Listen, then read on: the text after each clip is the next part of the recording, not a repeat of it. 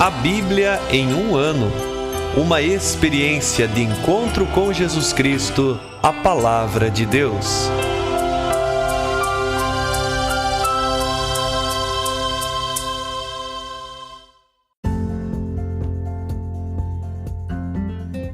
Olá, eu sou o Bruno, seminarista da Diocese de Ponta Grossa, Paraná. Você está ouvindo o podcast A Bíblia em um ano. Usando um plano de leitura cronológico, vamos ler a Bíblia inteira em 365 dias, descobrindo como a história da salvação se desdobra e se atualiza em nossas próprias vidas e na vida da Igreja. Estamos usando a Bíblia Católica com a tradução oficial da Conferência Nacional dos Bispos do Brasil. Você pode baixar o plano de leitura completo por meio de um link que você encontra na página do Instagram, abiblia.emuano, ou do facebook.com/seminariopg. Inscreva-se nesse podcast por meio da plataforma que preferir para receber as notificações diárias dos novos episódios.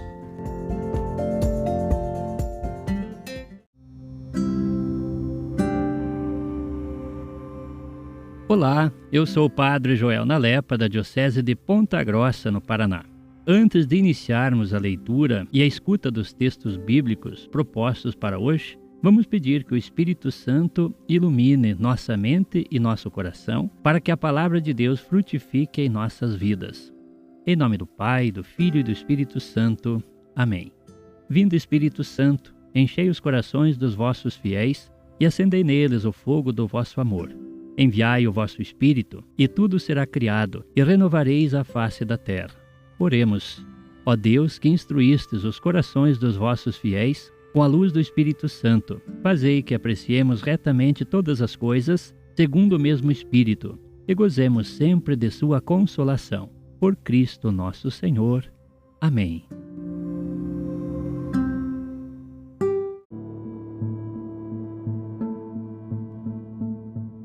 Hoje é o dia 301 do podcast A Bíblia em um ano. Leremos 2 Macabeus, capítulo 4, e Provérbios, capítulo 24, dos versículos 12 a 14. 2 Macabeus, capítulo 4. O referido Simão, que tinha sido o delator do tesouro do templo e de sua terra natal, continuava caluniando Onias, como se este houvesse instigado Eliodoro e fosse o causador desses males. Assim, ousava chamar de conspirador contra a ordem pública aquele que era o benfeitor da cidade, e protetor da sua gente e fervoroso cumpridor das leis.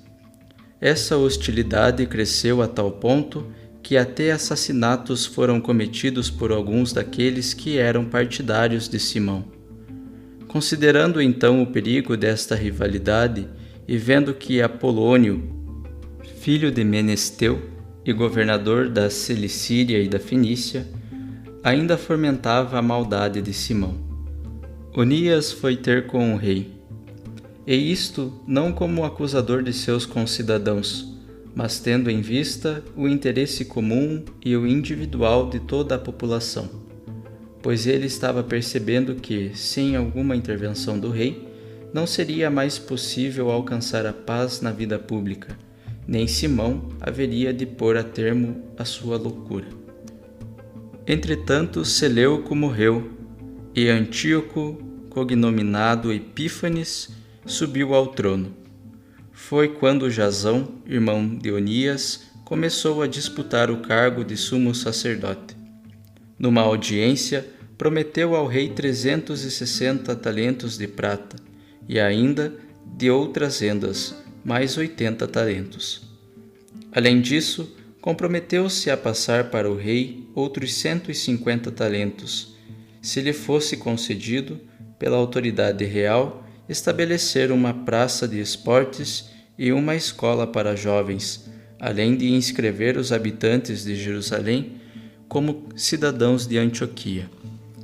Obtido o consentimento do rei, Jasão tomou posse do cargo e logo começou a fazer os seus irmãos de raça adotarem o estilo de vida dos gregos. Suprimiu os privilégios reais benignamente concedidos aos judeus por intermédio de João, pai de Eupólemo, o mesmo que depois chefiou a embaixada com o objetivo de estabelecer amizade e aliança com os romanos. E abolindo as instituições legítimas dos judeus, introduziu costumes depravados.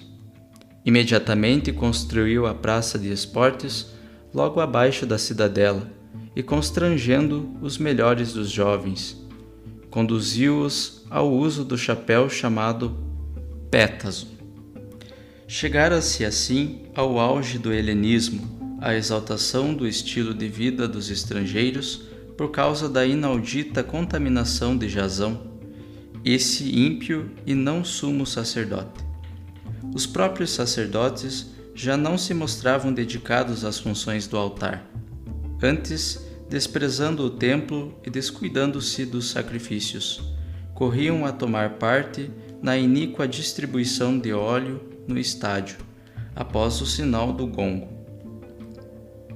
Assim, não davam mais valor às tradições nacionais, achando muito mais importantes as glórias gregas.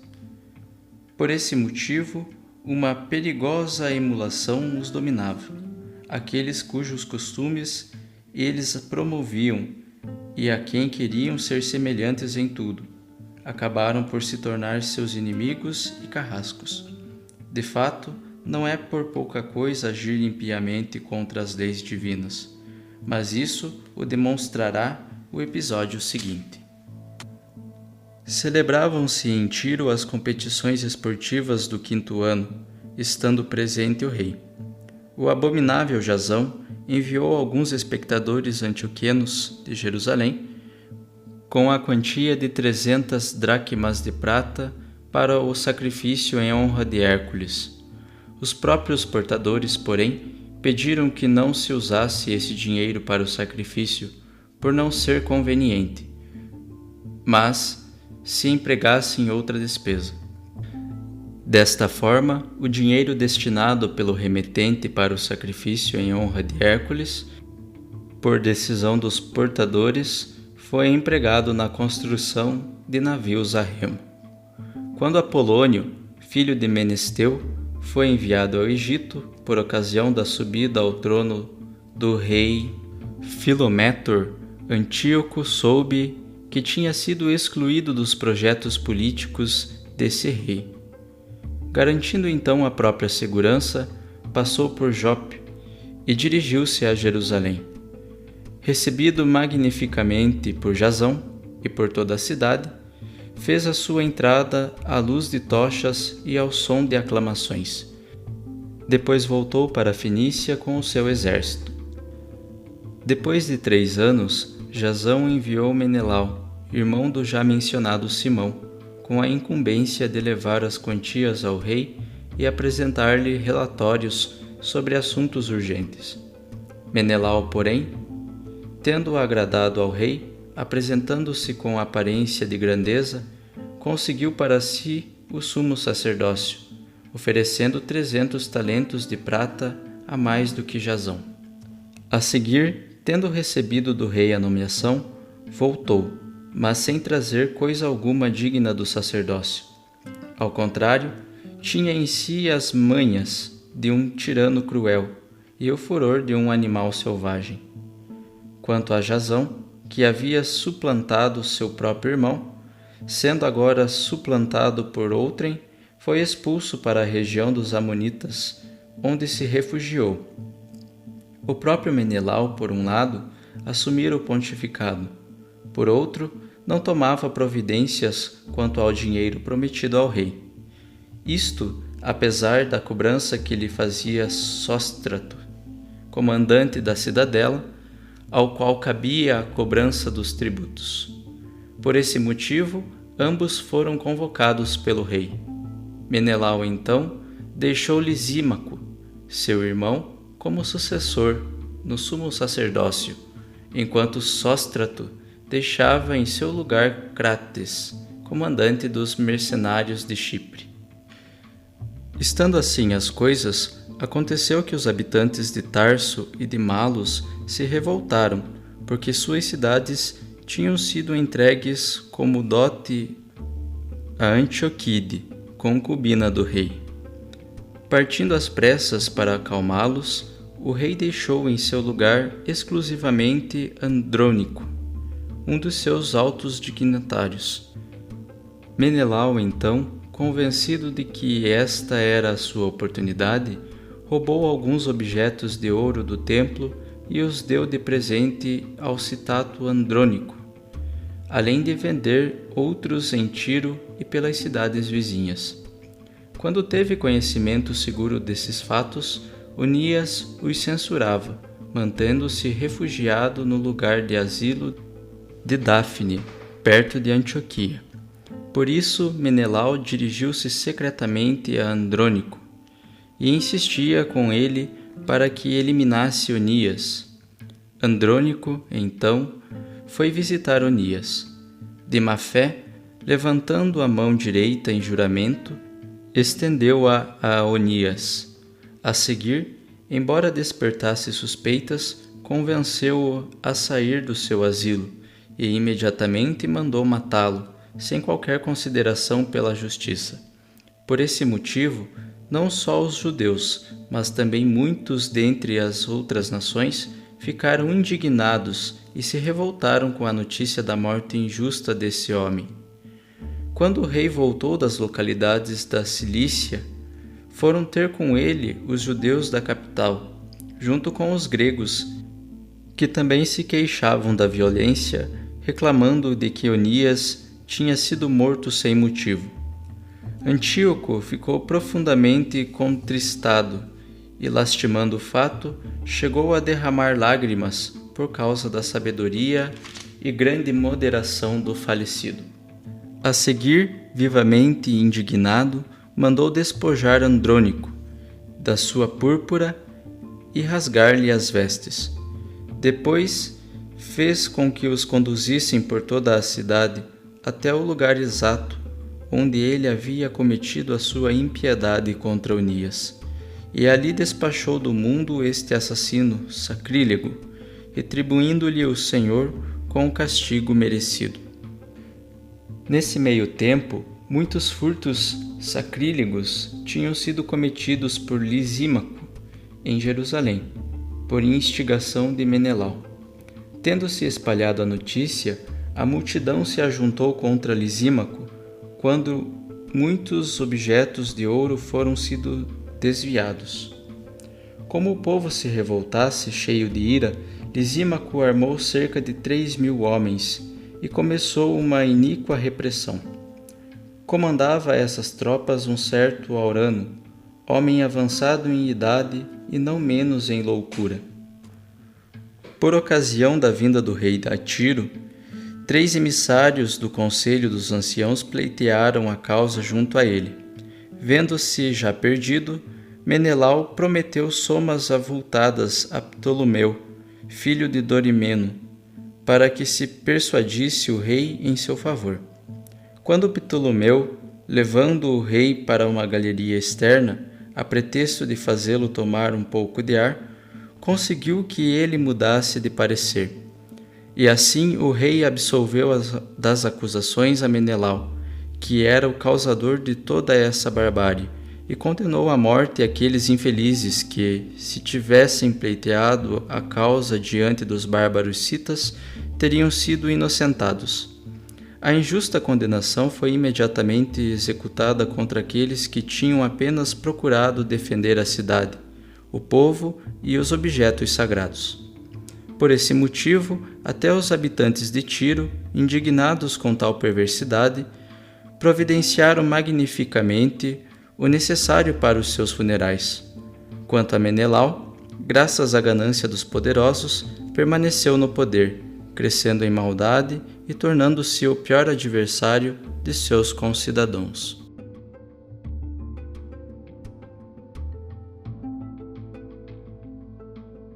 Provérbios 24, dos versículos 12 a 14.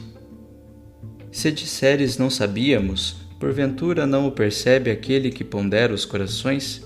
Pois nada escapa a quem salva a tua vida, e que vai retribuir a cada um segundo suas obras. Saboreia o mel, meu filho, porque é bom, e o favo de mel gostoso ao paladar. Fica sabendo que assim é a sabedoria para ti, e que se a encontrares, deixarás descendência, e a tua esperança não falhará.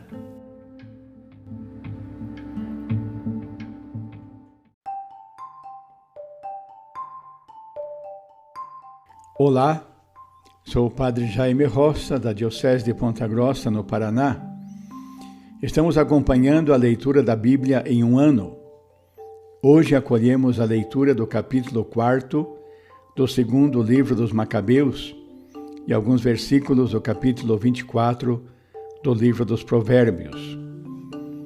Nós ouvimos que Simão, que tinha sido o delator do tesouro do templo, continuava a caluniar Onias, sumo sacerdote, como se esse fosse, de certa forma, o causador dos males sofridos por Eliodoro. Simão acusava Onias de conspirador e muitas ações más eram realizadas por influência de Simão. Então o sumo sacerdote Onias foi ter com o rei, pois estava percebendo que, sem a intervenção do rei, não seria mais possível alcançar a paz na vida pública, nem Simão haveria de pôr termo à sua loucura. Após a morte de Seleuco, quem assumiu o trono foi Antíoco IV Epífanes. Porém, o irmão de Onias, Jasão, começou a disputar o cargo de sumo sacerdote. Tendo procurado o rei, ofereceu-lhe uma grande quantidade de dinheiro e prometeu-lhe vários outros benefícios, se por acaso o rei consentisse em constituir ali na terra dos judeus uma praça de esportes e uma escola para jovens, além de escrever os habitantes de Jerusalém como cidadãos de Antioquia.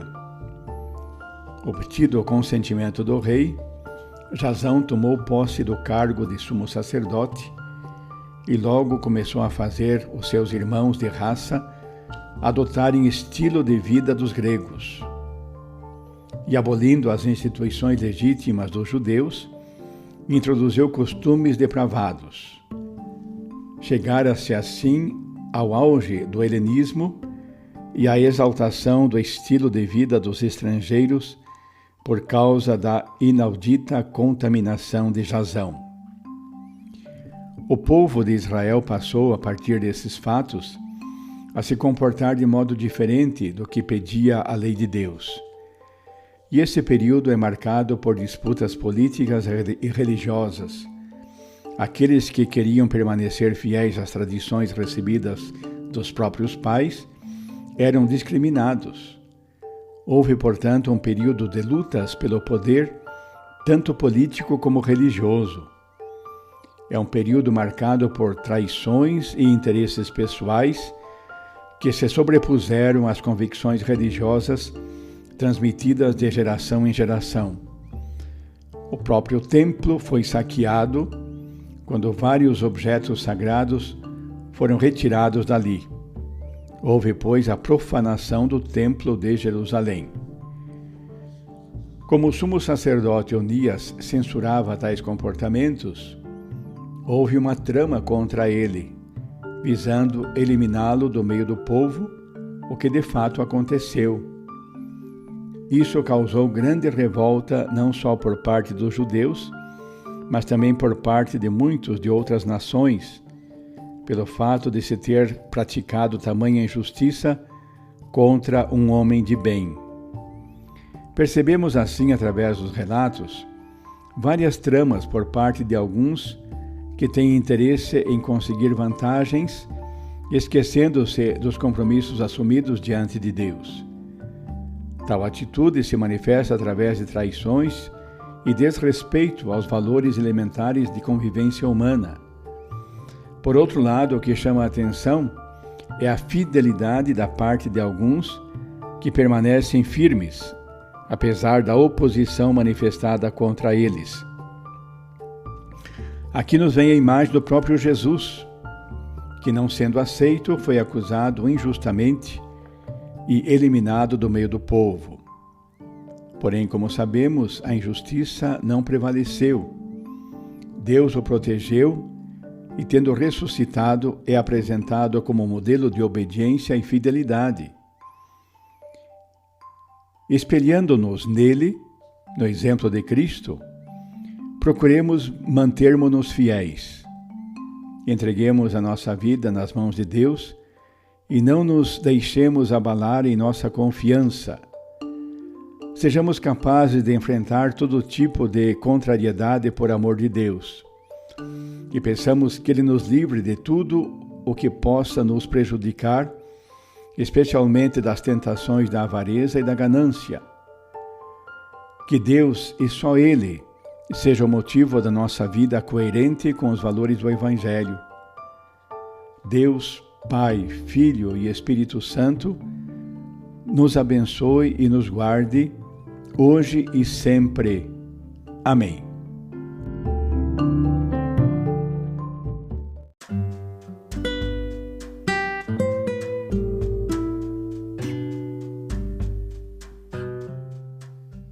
Queridos irmãos e irmãs, que possamos exclamar com São Pedro, a quem iremos, Senhor, Tu tens palavras de vida eterna, e que a cada dia, após a escuta atenta da palavra, possamos renovar a nossa opção por Cristo e pelos frutos de eternidade que Sua palavra nos oferece. Quem vos fala é o Padre Hélio Guimarães, da Diocese de Ponta Grossa, no Paraná. Oremos. Ó Deus, que unis os corações dos vossos fiéis num só desejo, dai ao vosso povo amar o que ordenais e esperar o que prometeis, para que na instabilidade deste mundo fixemos os nossos corações onde se encontram as verdadeiras alegrias. E abençoe-vos o Deus Todo-Poderoso, Pai, Filho e Espírito Santo. Amém.